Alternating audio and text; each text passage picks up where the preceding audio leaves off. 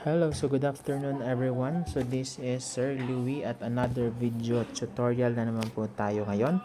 So ang ating pong focus ngayon is on how to factor a given quadratic equation. Okay? So before tayo pumasok sa factoring, meron pa akong mga rules na dapat nating tandaan. Okay? So, dapat po, ang una nating rules, dapat ang quadratic equation na given is in the standard form para po mas madali po natin siyang mapa-factor out. So, ang standard form po is ax squared plus bx plus c equals 0. Okay? So, this is the standard form of quadratic equation. Now, here are some rules that we need to familiarize. If our b is negative and our c is positive, so the possible factor of this one is both negative. Why? Because negative times negative is positive and negative plus negative, the answer is negative. Now, the next one is if b is negative and c is also negative, so the possible factor of this one is negative and positive. And make sure to it that the bigger value is the negative one and the smaller value is the positive one.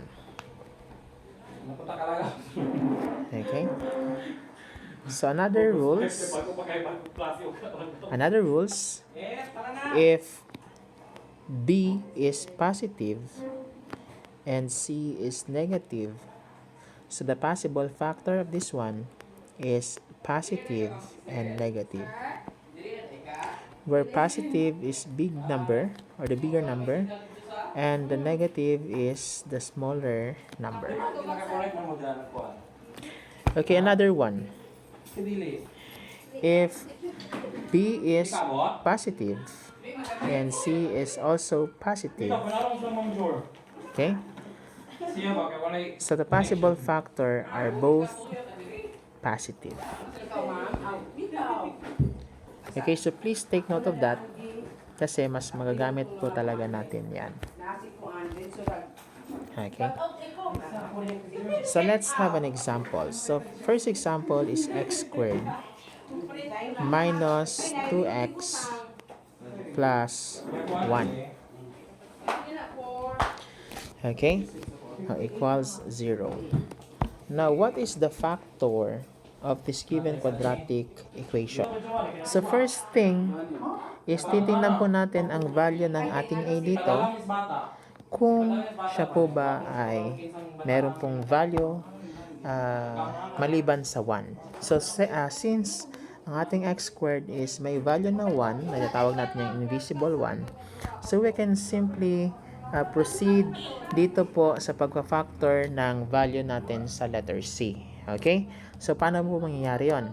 So, ang una pong gagawin natin is we're going to get the factor of 1, and yung factor na yon dapat makukuha din natin yung sum or atin din pong i-add yung factor natin, at dapat po ang magiging answer natin is ang value ni b, which is negative 2. Okay? So, list down all the factors of positive 1. Again, b is negative and c is positive. So, meaning, ang possible factor po natin dyan is both negative. Okay?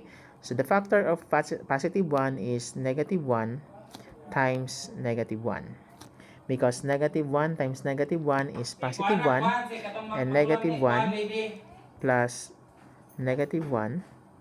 So, the answer is negative 2. Okay?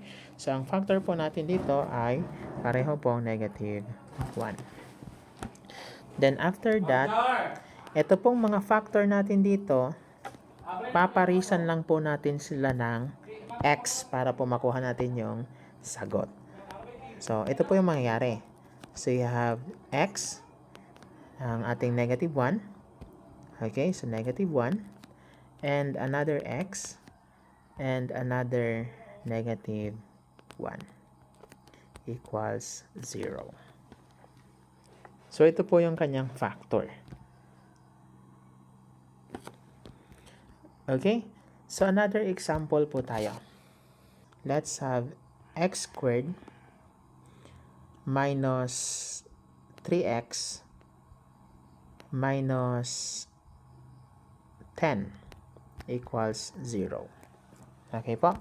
So, since the value of our b is negative and the value of our c is also negative, so kanina sa sinabi natin sa rules natin, ang possible factor po natin dito is positive and negative. And make sure na yung positive or yung negative is the bigger value. Okay? So again, ang una nating titingnan is ang value ng ating x squared or value ng ating a. So since that is 1, okay, so that is 1. So ang gagawin po natin is dediretso po tayo dito sa ating c.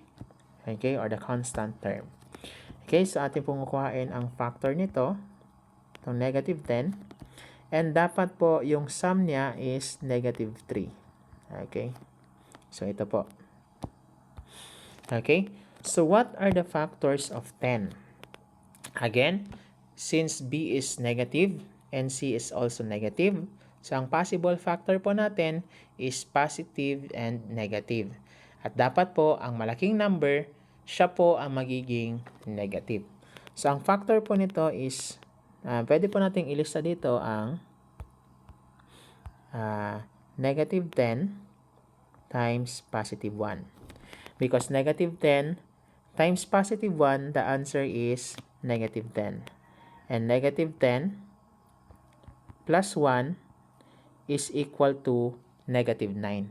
So, hindi po siya ang factor na ating kailangan. Hindi po siya. Okay? So, ano pa ba ang factor ni negative 10? So, let's have also the negative 5 times positive 2. Because negative 5 times positive 2, the answer is negative 10.